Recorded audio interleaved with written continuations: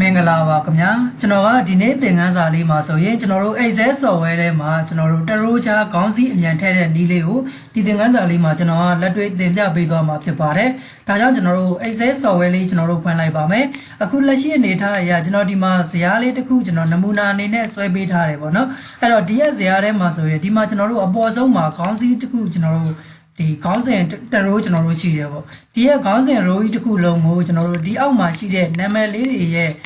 ့ထိတ်လေးတွေမှာကျွန်တော်တို့တရိုးချဒီခေါင်းစည်းလေးတွေကျွန်တော်တို့လိုက်ပြီးတော့ထည့်ချင်တဲ့အခါမျိုးမှာပုံမှန်အတိုင်းဆိုရင်တော့ကျွန်တော်တို့ copy paste ပြုလုပ်ပြီးတော့မှဒါအသုံးပြုပေးရမယ်ပေါ့နော်ဒီသင်ခန်းစာလေးကကျွန်တော်တို့ copy paste ပြုလုပ်เสียမလို့ပဲနဲ့တရိုးချကျွန်တော်တို့ခေါင်းစည်းအမြန်ထည့်တဲ့နည်းလေးကိုကျွန်တော်ကသင်ပြပေးသွားမှာဖြစ်ပါတယ်အဲ့တော့လက်ရှိအနေထားအရကျွန်တော်တို့ဒီမှာနံပါတ်စဉ်1 2 3 4ကျွန်တော်တို့10တိရှိတယ်ကျွန်တော်တို့ကဒီစာရီရဲ့တရိုးချမှာအပေါ်ဆုံးကခေါင်းစည်းလိုက်ပြီးတော့မှထည့်ချင်တာဖြစ်တဲ့အတွက်ကျွန်တော်တို့ဒီမှာနံပါတ်စဉ်တက်ထားတဲ့နံပါတ်စဉ်10ခုကိုကျွန်တော်တို့ copy လေးကူးလိုက်ပါမယ် control C နဲ့ copy ကူးလိုက်မယ်ပြီးရင်ကျွန်တော်တို့ဒီ10ရဲ့အောက်မှာကာစာလေးချပြီးတော့မှ control V နဲ့ပေးချလိုက်ပါမယ်ကျွန်တော်တို့ဒါကနံပါတ်1အနေနဲ့ပြုလုပ်ပေးရမယ်အချက်လေးဖြစ်ပါတယ်နံပါတ်စဉ်လေးကျွန်တော်တို့ကိုကဒီလူဘယ်နှယောက်ပဲရှိကျွန်တော်တို့ရှိသလောက်ကျွန်တော်တို့နံပါတ်စဉ်လေးတွေကို copy ကူးခဲ့မယ်အဲ့ဒီနောက်ဆုံးလေးမှာကျွန်တော်တို့ကာစာပြန်ချပြီးတော့မှပေးပြန်လုပ်ခဲ့ပါမယ်ဒါကကျွန်တော်တို့နံပါတ်1ပြုလုပ်ပေးရမယ့်အချက်လေးပါဒီလိုပြုလုပ်ပြီးသွားပြီဆိုရင်တော့ကျွန်တော်တို့ဘာထပ်လုပ်ပေးမလဲဆိုရင်အခုဒီမှာကျွန်တော်တို့ filter C ပေးရ filter လေးထည့်ပေးပါမယ်ဒါကြောင့်ကျွန်တော်တို့ခေါင်းစဉ် row တစ်ခုခုမှာ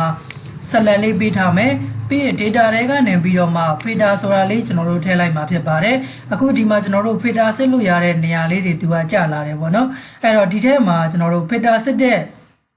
ညာလေးကိုကျွန်တော်တို့ click တစ်ချက်နှိပ်မယ်နှိပ်ပြီးသွားပြီဆိုရင်တော့ကျွန်တော်တို့ဒီမှာsmaller to larger ဆိုတာလေးကျွန်တော်တို့ပြုလုပ်ပေးရမယ်အခုလောလောဆယ်ကျွန်တော်တို့ဒီမှာပြုလုပ်လို့မရဘူးအဲ့တော့ကိုစီဂျင်နဲ့ဒီကို filter စီဂျင်နဲ့ဆဲခွက်လေးတွေကိုအကျဉ်းဆုံးအနေနဲ့ဆက်လက်လေးပေးလိုက်ပါမယ်အခုဒီမှာဆက်လက်လေးပေးပြီးသွားပြီဆိုမှ filter တွေကနေပြီးတော့မှကျွန်တော်တို့ဒီမှာတစ်ချက်ပြုလုပ်ပေးမယ် smaller to larger ဆိုတာလေးကျွန်တော်တို့ပြုလုပ်ပေးပါမယ်ပြုလုပ်လိုက်လို့ဆိုရင်ကျွန်တော်တို့ဒီမှာ1 2 3 4 10ထိကျွန်တော်တို့ကနှစ်ခေါက်ပြန်ပြီးတော့ copy ပွားခဲ့တာဖြစ်တဲ့အတွက်ကျွန်တော်တို့ smaller to larger နဲ့ကြီးစင်ငံလိုက်ပြန်ပြီးတော့စီလိုက်တဲ့အခါမှာ1က2ခုဖြစ်သွားမယ်2က2ခုဖြစ်သွားမယ်ဒီလိုမျိုးကျွန်တော်တို့ကဆင်ပေးလိုက်မှာဖြစ်ပါတယ်အဲ့တော့ကျွန်တော်တို့ဆင်လိုက်တဲ့အခါမှာဆိုရင်ကျွန်တော်တို့ဒီမှာ black အကွက်လေးတွေကျွန်တော်တို့တရိုးချကျွန်တော်တို့ထွက်လာမှာဖြစ်ပါတယ်ဒီလိုမျိုးကျွန်တော်တို့ကတရိုးချထွက်လာပြီဆိုမှကျွန်တော်တို့ဘာထက်လုပ်ပေးရမလဲဆိုရင်အခုနံပါတ်စဉ်တက်ထားတဲ့ဆဲခွက်ကြီးကကျွန်တော်တို့မလိုတာဖြစ်တဲ့အတွက်သူ့ရဲ့ column ကြီးတစ်ခုလုံးကိုကျွန်တော်တို့ဖြတ်လိုက်ပါမယ် column တစ်ခုလုံးကိုအပေါ်ဆုံးမှာကျွန်တော်တို့ select ပေးမယ် right click နှိပ်ပါမယ် delete နဲ့ကျွန်တော်တို့ဖြတ်လိုက်ပါမယ်ဒါကကျွန်တော်တို့အသုံးမလိုအပ်တော့တာဖြစ်တဲ့အတွက်ကျွန်တော်ဖြတ်လိုက်တာเนาะဖြတ်ပြီးသွားပြီဆိုရင်တော့ကျွန်တော်တို့ဘာထက်လုပ်ပေးရမလဲဆိုရင်ဒီရဲ့ filter ပုံလေးတွေမလိုအ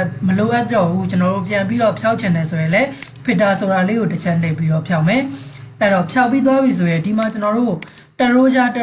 န်တော်တို့ black အကွက်လေးတော့ရလာပြီအဲ့တော့ဒီရဲ့ black အကွက်လေးတွေမှာကျွန်တော်တို့က select လိုက်ပြီးတော့မှတ်ပြီးတော့မှကျွန်တော်တို့ခေါင်းစဉ်တွေလိုက်ပြီးတော့တစ်ခုချင်းလိုက်ပြီးတော့ထည့်ပေးရမယ်အခုဒါကကျွန်တော်တို့တစ်ခုချင်းလိုက်ပြီးတော့မထည့်တော့ဘဲနဲ့တပြိုင်တည်းကျွန်တော်တို့က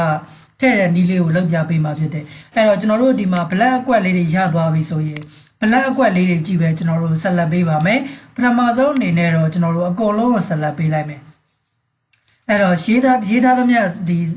ဒီစရင်ဖိုင်ကြီးအကုန်လုံးကျွန်တော်တို့ဆက်လက်ပေးလိုက်မယ်ဆက်လက်ပေးပြီးသွားပြီဆိုမှဒီလွတ်နေတဲ့ဆဲခွက်လေးတွေကြည့်ပဲဆက်လက်ပြန်ပြီးတော့ပေးချင်တာဖြစ်တဲ့အတွက် home tab ထဲကနေပြီးတော့မှ file and select ဆိုတဲ့ထဲကနေပြီးတော့ကျွန်တော်တို့ဒီမှာ go to special ဆိုတာကိုတွားပါမယ် go to special ထဲကနေပြီးတော့မှ blank ဆိုတာလေးကိုရွေးပြီးတော့ okay နှိပ်လိုက်ပါမယ် okay နှိပ်ပြီးသွားပြီဆိုရင်သူကဒီမှာဒီလွတ်နေတဲ့အကွက်တွေပေါ့နော်ဘာမှမရေးထားတဲ့ black အကွက်တွေကိုပဲဆက်လက်ပေးထားမှာဖြစ်ပါတယ်ဒီလိုဆက်လက်ဝင်သွားပြီဆိုရင်ကျွန်တော်တို့ mouse click ဘယ်နေရာမှာကျွန်တော်တို့နှိပ်เสียမလို့တော့ပဲねဒီမှာကျွန်တော်တို့ညီညာချင်းလေးထိုးလိုက်ပါမယ်ညီညာချင်းလေးထိုးပြီးသွားပြီဆိုရင်တော့ကျွန်တော်တို့အပေါ်ဆုံးမှာကိုတက်ချင်တဲ့ခေါင်းစဉ် row ကြီးကို click တစ်ချက်နှိပ်ပါမယ်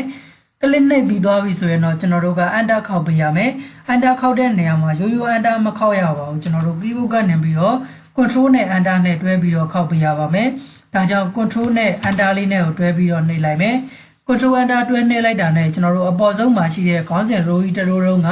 ကျွန်တော်တို့ဒီမှာ blank အကွက်တွေမှာသူက auto ဝင်ပေးသွားမှာဖြစ်ပါတယ်အဲ့တော့ဒီလိုမျိုး auto ဝင်ပေးသွားပြီဆိုမှကျွန်တော်တို့တခြားနေရာတွေမှာ click မနှိပ်သေးပဲနဲ့ကျွန်တော်တို့ဒီမှာ home tab ထဲကနေပြီးတော့ ကာလာချဲတဲ့နေရာလေးမှာကာလာလေးထည့်လိုက်မယ်ပြီးရင်အလဲစင်တာလေးကိုချိန်လိုက်ပါမယ်ဒါဆိုရင်တော့ကျွန်တော်တို့အပြင်ဘက်ကိုကလစ်တစ်ချက်နှိပ်လိုက်လို့ရသွားပြီဒါဆိုအခုဒီမှာကျွန်တော်တို့တရိုးချခေါင်းစည်းထည့်ပြီးသားလေးဖြစ်သွားပါပြီဒီသင်ခန်းစာလေးကကျွန်တော်တို့အရင်အကျိုးရှိမယ်လို့ထင်ပါတယ်เนาะကျွန်တော်တို့လစာပေးစလိတ်တွေထုတ်တဲ့အခါမျိုးတွေမှာဆိုရင်ကျွန်တော်တို့တယောက်ချင်းစီတိုင်းကိုခေါင်းစဉ်လေးလိုက်ပြီးတော့မှ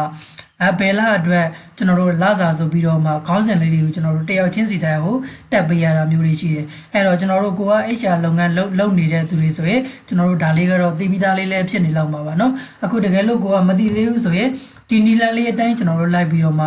တရိုးချခေါင်းစဉ်လိုက်ပြီးတော့မှထည့်ပေးလို့ရပါတယ်ဒီသင်ခန်းစာလေးကိုကျွန်တော်တို့ကိုယ်တိုင်ပြန်ပြီးတော့လက်တွေ့လိုက်ပြီးလေ့ကျင့်ကြည့်ပေးပါအကယ်၍ကိုယ်တိုင်လေ့ကျင့်ကြည့်တဲ့အခါမှာကျွန်တော်တို့မရတဲ့နေရာလေးတွေရှိတယ်မလုပ်တဲ့နေရာလေးတွေရှိတယ်ဆိုရင်လည်းကျွန်တော်တို့ပြန်ပြီးတော့မေးမြန်းပေးလို့ရပါတယ်အခုဒါဆိုရင်ကျွန်တော်တို့ဒီမှာသူတို့တွေကို border လေးကျွန်တော်တို့ခတ်လိုက်မယ်အကုန်လုံးဆက်လက်ပေးလိုက်မယ် right click ထဲက right click နှိပ်ပြီးတော့ border တွေကနေပြီးတော့ all border လို့လုပ်လိုက်မယ်ဒါဆိုကျွန်တော်တို့အားလုံးဘောင်လေးတွေခတ်ပြီးသွားပါပြီဒါလေးကိုကျွန်တော်တို့ကိုယ်တိုင်လိုက်ပြီးတော့လေ့ကျင့်ကြည့်ပေးပါအခုဒါဆိုဒီသင်ခန်းစာလေးကိုဒီမှာပဲရှင်းထားလိုက်ပါမယ်အားလုံးအဆင်ပြေကြပါစေခင်ဗျာ